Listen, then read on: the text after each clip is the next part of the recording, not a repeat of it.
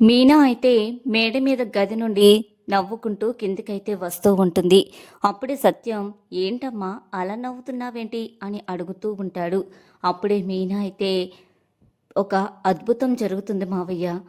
అత్తయ్య గారు భరతనాట్యం డ్రెస్ వేసుకుని వస్తున్నారు అని చెప్పైతే మీనా అంటుంది.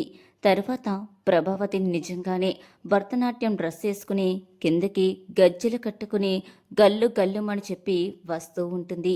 ఇంతలో హాల్లో ఉన్న సత్యం, రవి, బాలు, శృతి అయితే భయపడుతూ ఉంటారు. ఇక ప్రభావతి కిందకైతే వస్తుంది. వాళ్ళందరినీ చూసి, ఏంటి నన్ను చూడగానే షాక్ అయిపోయారా? నేను ఇలా రావడం వల్ల మీరు భయపడినట్టున్నారు అని చెప్పేసి ప్రభావతి అయితే అంటూ ఉంటుంది. ఏమో ఏ దయ్యమైనా వచ్చిందేమో అని చెప్పేసి భయపడ్డాంలే అని చెప్పేసి బాలు అయితే అంటూ ఉంటాడు.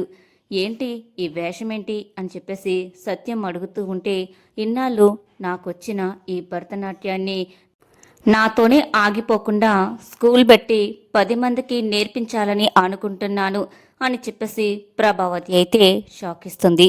తర్వాత నిజంగానే ఒక క్లాస్ అయితే ప్రభావతి కండక్ట్ చేస్తుంది.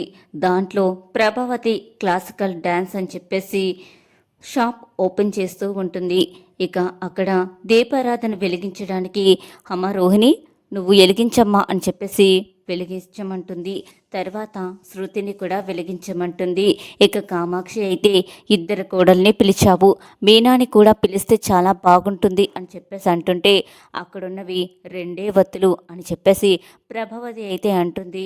ఆ మాటలకి బాలు అయితే చాలా బాధపడతాడు.